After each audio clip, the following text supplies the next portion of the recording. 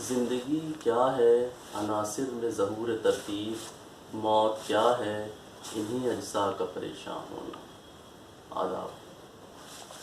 آج جب ساری دنیا زندگی اور موت کی کشمکش سے جوجھ رہی ہے، میں doctor Siraj Ahmad Ansari, medical officer, state Unani hospital Bijnor Lucknow, Ayush Samvad میں آپ کا استقبال کرتا ہوں۔ اس کشمکش کے دور میں آیوش سنواد نے زندگی کو ایک نئی روشنی دی ہے، ایک امید جگائی ہے، ایک نیا راستہ دکھایا ہے۔ اس کے لیے میں آیوش سنواد سے جڑے سبھی لوگوں کو مبارکباد دیتا ہوں اور ان کا شکریہ ادا کرتا ہوں کہ انہوں نے مجھے آیوش سنواد میں اپنے خیالات کا اظہار کرنے کا موقع دیا۔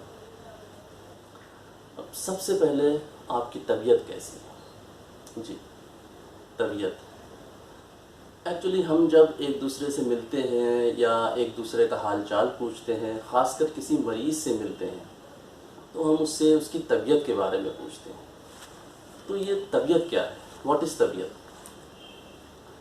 دراصل ہمارے یونانی فزیشینس نے آج سے ہزاروں سال پہلے یہ آبزرو کیا کہ انسانی جسم میں ایک ایسی قوت ہے، ایک ایسی طاقت ہے کہ جو انسان کو بیماریوں سے محفوظ رکھتی ہے اور بیماری سے اس کی حفاظت کرتی ہے، اور جب کبھی انسان بیمار ہو جاتا ہے تو اس سے مقابلہ کرتی ہے اور پھر صحت قائم کرتی ہے۔ اس کو انہوں نے طبیعت کا نام دیا۔ اب کبھی کبھی ایسا ہوتا ہے کہ یہ طبیعت کمزور پڑ جاتی ہے اور بیماری کا مقابلہ نہیں کر پاتی۔ اب یہاں پر طبیب کی، فزیشین کی یا ڈاکٹر کی ضرورت محسوس ہوتی ہے۔ ڈاکٹر جو ہے وہ اس طبیعت کی مدد کرتا ہے اور پھر طبیعت بیماری کا مقابلہ کرتی ہے اور انسان کو صحت حاصل ہوتی ہے۔ اب یہ ہر ایک انسان کی طبیعت کی جو اسٹرینتھ ہے وہ پرسن ٹو پرسن الگ ہوتی ہے۔ اس کو ہم آج کے سینیریو میں ہم اس طرح سے سمجھ سکتے ہیں کہ جیسے ایک گھر میں کورونا کے 3-4 پیشنٹ پازیٹیو پیشنٹ ملتے ہیں۔ اس میں ایک لڑکا جو 20 سال کا ہے پازیٹیو ہے، لیکن اس میں کوئی بھی کورونا کے سمٹم نہیں ہیں۔ دوسرا شخص ہے جو کہ 45-46 سال کا ہے، پازیٹیو ہے اور اس کو معمولی کھانسی نزلہ بخار ہے۔ تیسرا شخص ہے جو کہ 60-65 سال کا ہے اور اس میں کورونا کے سمٹم کافی سیویئر ہے۔ تو ایسا کیوں؟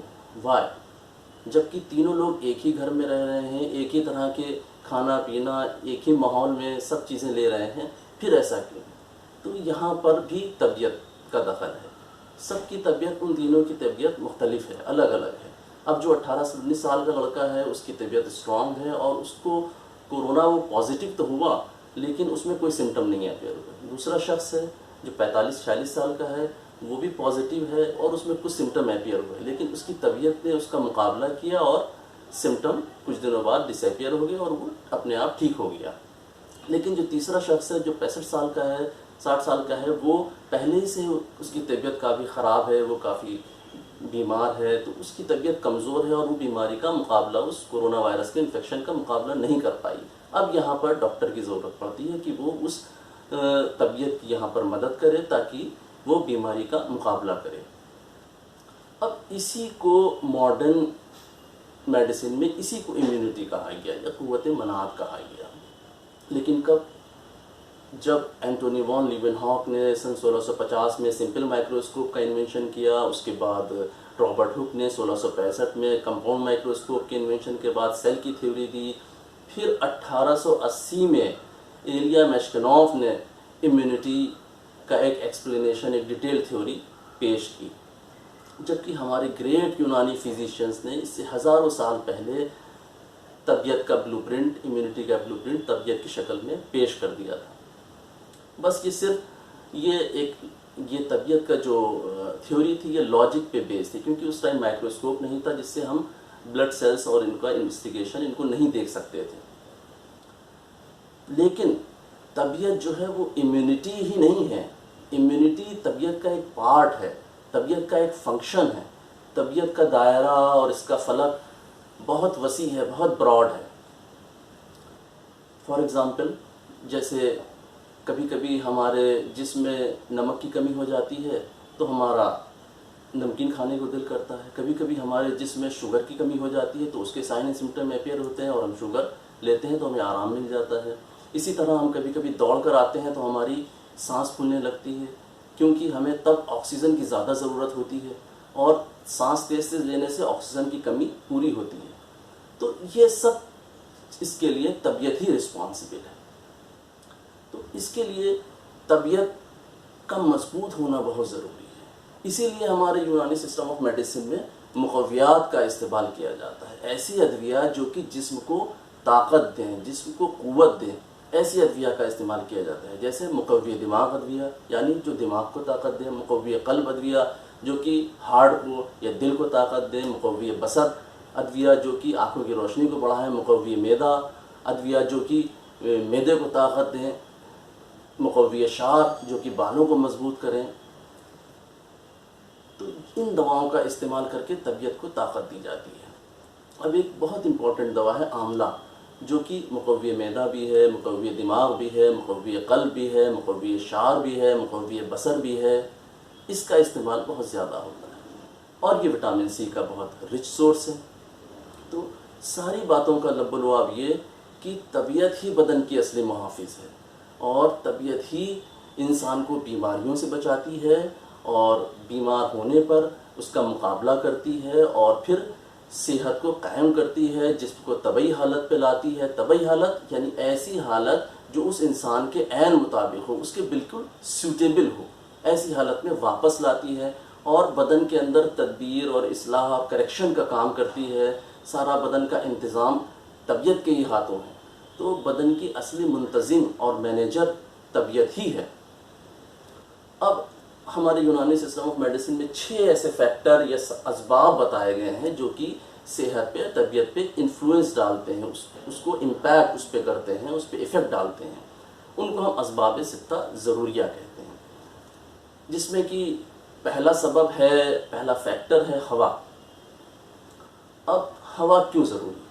ہوا اس لیے ضروری ہے کیونکہ ہوا میں آکسیجن ہوتی ہے اور وہ آکسیجن ہم سانس کے ذریعے اپنے جسم میں لیتے ہیں، پھر اس آکسیجن سے انرجی پروڈیوس ہوتی ہے اور وہ انرجی جسم کے مختلف کاموں میں استعمال ہوتی ہے۔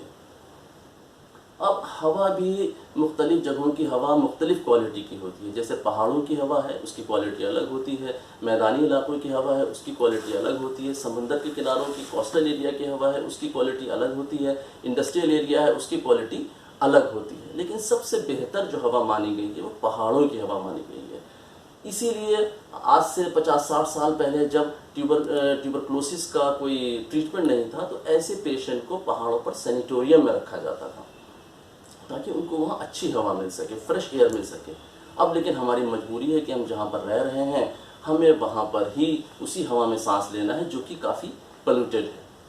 اب یہاں پر بھی طبیعت کا دخل ہے۔ اب طبیعت نے یہاں پر یہ انتظام کیا ہے کہ ہمارے پھیپھڑوں میں ایک ایسی نیچرل ڈیفنس میکینزم ہے جو کہ ہمارے پھیپھڑوں کی حفاظت کرتی ہے۔ جیسے کوئی بھی ڈسٹ پارٹیکل یا وائرس بیکٹیریا ہمارے ریسپائریٹری ٹریک میں آتا ہے تو طبیعت اسے لنگس اسے میوکس کے ساتھ لپیٹ کر باہر پھینکتے ہیں اور باہر پھینکنے کی کوشش کرتے ہیں۔ تو یہ ایک طبیعت کا ایک انتظام ہے۔ اسی طرح ہمارے لنگس میں ایک ریپیئرنگ کے میکینزم ہے کہ پولوشن کی وجہ سے جو بھی ڈیمیج ہو رہا ہے لنگ پیرنکائما میں تو کچھ ایسے سیکریشن ہوتے ہیں جس کی وجہ سے ان کی ریپیئرنگ ہوتی رہتی ہے۔ اب کچھ لوگ ایک حماقت یہ کرتے ہیں کہ اسموکنگ کرتے ہیں۔ اب اسموکنگ کے 2 ایفیکٹ ہیں لنگ پیرنکائما پہ، ایک تو وہ لنگ پیرنکائما کو ڈائریکٹلی ڈیمیج کرتی ہے، دوسرا وہ اس ریپیئرنگ کی میکینزم کو بھی انہبٹ کرتی ہے۔ تو اسموکنگ جو ہے وہ 2 دھاری تلوار کی طرح نقصان پہنچاتی ہے۔ تو آج کے کورونا کال میں ایسے لوگ جو کہ اسموکنگ کرتے ہیں تو ان کے لنگس پہلے سے کمزور ہیں، پہلے ہی سے ویک ہیں، تو وہ زیادہ سسپٹیبل ہیں، زیادہ پرون ہیں کورونا وائرس کے انفیکشن کے لیے۔ سو پلیز کوئٹ اسموکنگ، بہت ضروری ہے یہ۔ اب ایک سبسٹنس ہے فولک ایسڈ جو کہ لنگس کی جو ڈیفنس میکینزم ہے اس کو انہینس کرتا ہے اور یہ پایا جاتا ہے ہمارے ستاور میں۔ تو آپ ستاور کا استعمال کر سکتے ہیں تاکہ لنگس کی ڈیفنس میکینزم بڑھ سکے۔ دوسرا سبب ہے، دوسرا فیکٹر ہے، وہ ہے ماکولات و مشروبات، یعنی کھانا اور پینا۔ اب کھانا یعنی غذا کی کیا ضرورت ہے؟ غذا کی یہ ضرورت ہے، غذا جب ہمارے جسم میں جاتی ہے تو اندر ہضم و استحالہ کے بعد وہ جزء بدن بن جاتی ہے، جسم کا حصہ بن جاتی ہے اور جسم کے کام آتی ہے اور جسم کی نشو و نما کرتی ہے۔ تو یہ غذا کی ضرورت ہے۔ اب غذا کی بھی ویرائٹی ایک جگہ سے دوسری جگہ پر بدلتی جاتی ہے۔ اب ہمارے نارتھ ریجن میں گیہوں زیادہ پیدا ہوتا ہے تو یہاں کی مین غذا گیہوں ہے، نارتھ ایسٹ میں چاول زیادہ پیدا ہوتا ہے تو وہاں کی غذا چاول ہے۔ تو اس طرح سے غذا کی ویرائٹی جگہ کے حساب سے بدل دی جاتی ہے۔ اسی طرح سے موسم کا بھی غذا پر اثر ہوتا ہے۔ اب جیسے گرمی کے موسم میں ہم ڈی ہائیڈریٹ ہو جاتے ہیں بہت زیادہ، تو نیچر نے بھی یہاں اس کمی کو بیلنس کرنے کے لیے ایسی چیزیں پیدا کری ہیں کہ جن میں واٹر اور منرلز، یہ ساری چیزیں بہت مقدار میں ہوتی ہیں، جیسے خربوزہ، کھیرا، ککڑی، تربوز۔ تو ہمیں ان چیزوں کا بھرپور ایسے موسم میں استعمال کرنا چاہیے۔ اب گرمیوں میں ہمیں کم مسالے دار کھانے کا استعمال کرنا چاہیے۔ اس کے برخلاف سردیوں میں ہمیں ایسے مسالوں کا استعمال کرنا چاہیے جو کہ گرم ہوں، جنہیں ہم جنرلی عام لینگویج میں گرم مسالے کہتے ہیں، تو اس سے باڈی میں گرمی بنی رہتی ہے۔ عام طور سے کھانا ہمیں دن میں 24 گھنٹے میں 3 بار، صبح ناشتہ، دوپہر اور رات میں کھانا لینا چاہیے۔ اور کھانا تبھی لینا چاہیے جب آپ کو بھوک کی شدت سب سے زیادہ ہو، اس وقت کھانا جو ہے وہ لینا چاہیے۔ اب آج کے ماڈرن سینیریو میں ایک کانسیپٹ یہ ہے کہ ہماری ڈائٹ میں mineral, vitamin, protein, carbohydrate, fat سب ایک مناسب مقدار میں ہوں، جسے ہم بیلنس ڈائٹ کہتے ہیں۔ تو ہمیں بیلنس ڈائٹ لینا چاہیے۔ پانی، مشروبات میں پانی آتا ہے۔ پانی کی بھی کوالٹی مختلف جگہوں کی الگ ہوتی ہے، جیسے ندی کے پانی کی کوالٹی الگ ہوتی ہے، سمندر کے پانی کی کوالٹی الگ ہوتی ہے، جو پانی جھرنوں میں بہہ رہا ہے اس کی کوالٹی الگ ہوتی ہے، کنویں کے پانی کی کوالٹی الگ ہوتی ہے، بورنگ سے جو ہم زمین کی گہرائی سے پانی نکالتے ہیں اس کی کوالٹی الگ ہوتی ہے۔ لیکن جو سب سے بہتر کوالٹی پانی کی مانی گئی ہے وہ ایسے چشموں، ایسے جھرنوں کا پانی ہے جو کہ پتھریلے علاقے میں بہہ رہا ہے۔ اور عام طور سے ہمیں پانی جو ہے وہ 24 گھنٹے میں 2 سے 3 لیٹر پینا چاہیے، لیکن یہاں پر بھی موسم کا ایفیکٹ ہے۔ گرمی میں اس کی مقدار بڑھ جائے گی اور سردی میں اس کی مقدار کم ہو جائے گی۔ اب تیسرا سبب یا تیسرا فیکٹر جو انفلوئنس کرتا ہے صحت پہ یا طبیعت پہ، وہ ہے حرکت و سکون بدنی، مطلب بدن کی حرکت، بدن کی باڈی کی ایکٹیویٹی اور اس کا ریسٹ۔ تو ان میں ایکٹیویٹی اور ریسٹ میں ایک بیلنس ہونا چاہیے۔ فار ایگزامپل، ایک آفس گوئنگ آدمی ہے، وہ اپنے گھر سے گاڑی سٹارٹ کرتا ہے، بیٹھتا ہے گاڑی پہ، آفس پہنچتا ہے، آفس میں بیٹھ کر اپنا سارا ورک کرتا ہے، پھر اس کے بعد شام میں گاڑی پہ بیٹھتا ہے، پھر گھر آ جاتا ہے اور پھر کھانا کھاتا ہے، سو جاتا ہے۔ تو یہاں پر ایکٹیویٹی کی کمی ہے، یہاں پر حرکت کی کمی ہے۔ باڈی کا موومنٹ اور ڈسپلیسمنٹ تو ہو رہا ہے لیکن حرکت نہیں ہو رہی ہے، ایکٹیویٹی نہیں ہو رہی ہے۔ تو یہاں پر ہمیں ایکٹیویٹی کو بڑھانا ہے تاکہ ایکٹیویٹی اور ریسٹ میں ایک بیلنس بنا رہے۔ اور اس کو بڑھانے کا طریقہ، آپ جاگنگ کریں، واکنگ کریں، کسی اسپورٹس میں پارٹیسپیٹ کریں یا پھر ایکسرسائز کریں، اور سب سے بہتر آج کے ٹائم میں یوگا کریں، جس سے آپ کی باڈی کی حرکت بڑھے اور ایک بیلنس بنا رہے حرکت اور سکون کے بیچ میں۔ اسی طرح سے فار ایگزامپل ایک مزدور ہے جو کہ 20 کلومیٹر سائیکل چلا کر کے شہر آتا ہے، مزدوری کرتا ہے دن بھر، پھر اس کے بعد پھر سائیکل سے واپس جاتا ہے، تو یہاں پر حرکت کی زیادتی ہے۔ تو یہاں پر ہمیں حرکت کم کرنا ہے اور حرکت اور سکون کے بیچ میں بیلنس بٹھانا ہے۔ تو اس طرح سے ہمیں حرکت بدنی اور اس کے حرکت بدنی کے سکون اور حرکت کے بیچ میں بیلنس مینٹین کرنا ہے۔ نیکسٹ جو فیکٹر ہے وہ ہے حرکت و سکون نفسانی۔ اب یہاں پر بھی مینٹل ایکٹیویٹی اور اس کے ریلیکسیشن کے بیچ میں بیلنس ہمیں مینٹین کرنا ہے۔ اب جو لوگ دماغی کام زیادہ کرتے ہیں تو ان میں اس کی ضرورت پڑتی ہے کہ ان کو ریلیکسیشن وہ کریں، دماغ کو سکون دیں۔ اس کے طریقے الگ ہو سکتے ہیں، اور کچھ لوگوں کو میوزک سننے سے سکون ملتا ہے، کچھ کو پوئٹری سے سکون ملتا ہے، کچھ کو فیملی کے ساتھ بیٹھنے سے، بات کرنے سے سکون ملتا ہے۔ اسی طرح سے کچھ کو اسپریچولیزم جیسے نماز، روزہ، پوجا پاٹ، ستسنگ، اس سے سکون ملتا ہے۔ تو ہمیں ان طریقوں کا استعمال کر کے مینٹل ایکٹیویٹی اور اس کے ریلیکسیشن کے بیچ میں ایک بیلنس مینٹین کرنا چاہیے۔ اب نیکسٹ ہے ہمارا نوم و یقظہ، سونا اور جاگنا۔ اب ہر ریلیجن میں ایک عام بات یہ کہی گئی ہے کہ early to bed early to rise, جلدی سوئیے اور جلدی جاگیے۔ تو ہمیں اس کے بیچ میں بھی ایک بیلنس رکھنا چاہیے۔ عام طور سے جو ایک ایڈلٹ ہیومن بینگ کم سے کم 6 سے 8 گھنٹے سونا چاہیے، وہ سفیشینٹ ہے اس کے لیے، لیکن بچوں میں اس کی مقدار بڑھ جاتی ہے، 8 سے 10 گھنٹے 12 گھنٹے ہو جاتی ہے، تو ہمیں اس کا خیال رکھنا چاہیے۔ نیکسٹ ہے احتباس و استفراغ۔ احتباس مینس ریٹینشن، یعنی ایسی چیزیں جو ہمارے جسم کے لیے ضروری ہیں وہ ہمارے جسم میں رکی رہیں، ان کا احتباس رہے تاکہ جسم اس سے فائدہ اٹھا سکے۔ جیسے کہ فار ایگزامپل بلڈ، اگر ان کا اخراج ہو جائے گا، بلڈ ہمارے جسم سے نکل جائے گا تو اس کا ہماری صحت پہ مضر اثر ہوگا، تو ایسی چیزوں کا احتباس ضروری ہے۔ اب اس کے برخلاف استفراغ، استفراغ مانے نکلنا، جسم سے چیزوں کا نکلنا۔ اب جب ہم کوئی بھی چیز کھاتے پیتے ہیں تو اس کا ڈائجیشن ہوتا ہے، ایبزارپشن ہوتا ہے، پھر اس کے بعد کچھ ٹاکسک سبسٹینس ملتے ہیں جن کا ہمارے جسم سے نکلنا ضروری ہے، جن کا ہمارے جسم سے استفراغ ضروری ہے۔ اگر یہ جسم میں سے نہیں نکلیں گے، ان کا احتباس ہو جائے گا تو پھر یہ ہماری باڈی کے لیے ہارمفل ہوں گے، تو ایسی چیزوں کا استفراغ ضروری ہے۔ اب یہ نکلتے ہیں پسینے کی شکل میں، یہ نکلتے ہیں بول و براز یعنی یورین اور اسٹول کی شکل میں، فیکل میٹر کی شکل میں، تو یہ تینوں سبسٹینس میں ہی ٹاکسک سبسٹینس ہوتے ہیں، لیکن سب سے زیادہ جو ٹاکسک سبسٹینس ہوتے ہیں وہ فیکل میٹر یا اسٹول میں ہوتے ہیں۔ اب اگر اسٹول کا یا فیکل میٹر کا استفراغ نہیں ہوتا ہے تو ایک بیماری ہے، اس بیماری کو ہم کہتے ہیں قبض یا کانسٹیپیشن۔ اب قبض کے بارے میں کچھ بات کرتے ہیں۔ ہمارے یونانی سسٹم آف میڈیسن میں پیٹ کو ام الامراض کہا گیا ہے، مدر آف دا ڈیزیزز، بیماریوں کا جنک کہا گیا ہے۔ اس لیے ہمارے یونانی فزیشینز کسی بھی بیماری میں قبض کو دور کرنے کی کوشش کرتے ہیں، قبض کو دور کرتے ہیں اور آنتوں کو صاف کرتے ہیں۔ اب سب سے پہلے تو یہ جانیں کہ قبض کیا ہے، نارمل کیا ہے۔ سب سے پہلے نارملی ایک آدمی 24 گھنٹے میں ایک بار ڈیفیکیشن کی اجازت کے لیے جاتا ہے، جو کہ ایک نارمل بات ہے۔ کچھ لوگ 24 گھنٹے میں 2 بار، مارننگ اور ایوننگ یا رات میں جاتے ہیں، وہ بھی نارمل ہے۔ کچھ لوگ 48 گھنٹے میں جاتے ہیں اور اس سے ان کو کوئی ہارم نہیں پہنچتا ہے، تو وہ بھی نارمل ہے۔ اب اس کے برخلاف اگر آدمی جس مقررہ وقت پہ اجازت کے لیے ڈیفیکیشن کے لیے جاتا ہے اور وہ فریش نہیں ہوتا ہے تو یہ قبض ہے۔ یا پھر فریش تو ہوتا ہے، ڈیفیکیشن تو ہوتا ہے لیکن کوانٹٹی میں کم ہوتا ہے، تو یہ بھی تو یہ بھی کانسٹیپیشن ہے۔ پھر اگر ڈیفیکیشن میں ڈیفیکلٹی ہوتی ہے، دقت ہوتی ہے، تو یہ بھی کنڈیشن قبض کہلائے گی۔ اب قبض کو کیسے دور کیا جائے؟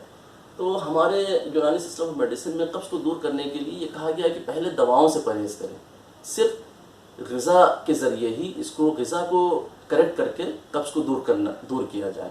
اس کو ہم ڈائٹو تھیریپی کہتے ہیں، جو کہ یونانی طب کا ایک طرہ امتیاز ہے، ایک اس کا اسپیسیفک فیچر ہے جو کسی اور پیتھی میں نہیں ہے۔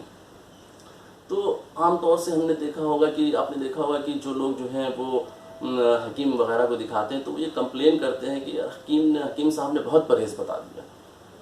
تو اس کی وجہ یہ ہے کہ ہمارے لیے جتنا جاننا یہ ضروری ہے کہ کیا کھایا جائے، اس سے زیادہ جاننا یہ ضروری ہے کہ کیا نہیں کھایا جائے۔ تو قبض میں ہمیں ثقیل غذا سے پرہیز کرنا چاہیے، میدے سے بنی روٹی، پوری، پراٹھا، بھٹورا، ان سے پرہیز کرنا چاہیے، میٹ سے پرہیز کرنا چاہیے کیونکہ اس سے بھی قبض ہوتا ہے۔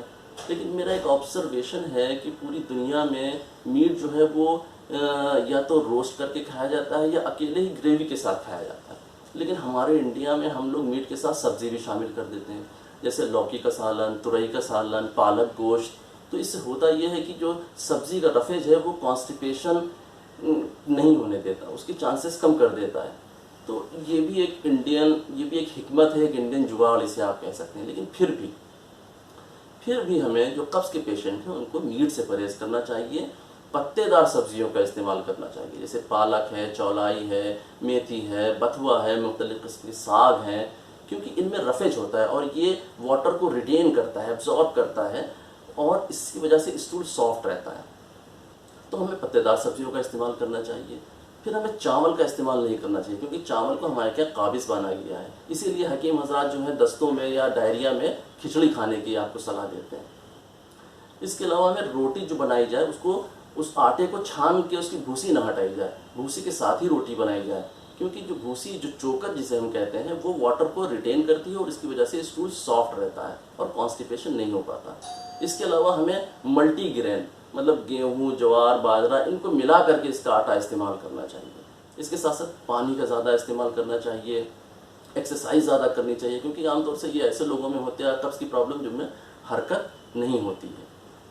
اب اگر اس سے بھی آرام نہیں ملتا ہے تو ہمیں دوا کی طرف ہمیں رجوع کرنا چاہیے۔ اب دوا کے طور پہ ہم سب سے پہلے اسبگول کی بھوسی رات میں سوتے وقت 5 سے 7 گرام گرم دودھ کے ساتھ اس کو لے سکتے ہیں۔ اس کے علاوہ روغن بید انجیر یا روغن بادام شیریں 3 سے 7 گرام گرم دودھ کے ساتھ رات میں سوتے وقت لے سکتے ہیں۔ ایک اور مشہور یونانی دوا قرص بلین، اس کو بھی 2 گولی رات میں سوتے وقت گنگنے پانی کے ساتھ لے سکتے ہیں۔ اس کے علاوہ ہمیں غذا میں آم، امرود، انجیر، آلو بخارا، کشمش، منقع، ان کا وقتاً فوقتاً موسم کے لحاظ سے ان کا استعمال کرنا چاہیے۔ اب ایک اور طریقہ ہے جس سے قبض کو دور کیا جاتا ہے، اور وہ ہے حقنہ یا اینیما۔ اس کی ایک انٹرسٹنگ اسٹوری ہے کہ ہمارے ایک گریٹ یونانی فزیشین جالینوس جو ہے وہ سمندر کے کنارے بیٹھے تھے، تو انہوں نے ایک پرندے کو دیکھا کہ وہ کافی بے چین ہے، کافی پریشان ہے۔ پھر انہوں نے اس کو آبزرو کیا، انہوں نے دیکھا کہ ایک دوسرا پرندہ اپنے منہ میں پانی بھرتا ہے اور اپنی چونچ سے اس کے مقد یا اینس کے ذریعے اس پانی کو ڈال دیتا ہے۔ تھوڑی دیر بعد اس پرندے کو، جو بے چین پرندہ ہے، اس کو اجابت یا ڈیفیکیشن ہو جاتا ہے اور اس کو آرام مل جاتا ہے۔ تو یہاں سے ان کے دماغ میں اینیما کا آئیڈیا آیا اور اس کا انہوں نے اپنے پیشنٹ میں استعمال شروع کیا۔ تو اس طرح اینیما بھی دنیا کو یونانی سسٹم آف میڈیسن کی دین ہے۔ اب میں امید کرتا ہوں کہ ان جو میں نے باتیں بتائی ہیں، جو اپنے خیالات کا اظہار کیا ہے، اس سے آپ فیضیاب ہوں گے اور آپ کی طبیعت ٹھیک رہے گی۔ اب میں امید کرتا ہوں کہ آپ لوگ اس کورونا پیریڈ میں گھر پہ رہیں گے، اور اگر ضرورت کے وقت گھر سے باہر نکلیں گے تو ماسک کا استعمال کریں گے، سوشل ڈسٹینسنگ مینٹین کریں گے۔ ایسا کرنے سے آپ کورونا کے انفیکشن سے بچے رہیں گے اور آپ کی طبیعت ٹھیک رہے گی۔ اب ایسے لوگ جو کہ کوارنٹین ہیں یا کووڈ ہاسپٹلس میں ایڈمٹ ہیں، ان کے لیے میں کہنا چاہوں گا کہ مانا کہ گھنی رات ہے، پر اس رات سے لڑنے کو پورا بھارت ساتھ ہے۔ مانا کہ گھنی رات ہے، اس رات سے لڑنے کو پورا بھارت ساتھ ہے۔ تیری کوشش میری کوشش رنگ لائے گی، پھر اس بھیڑ کا حصہ ہوں گے، بس کچھ دنوں کی بات ہے، پورا بھارت ساتھ ہے، پورا بھارت ساتھ ہے۔ شکریہ، آداب۔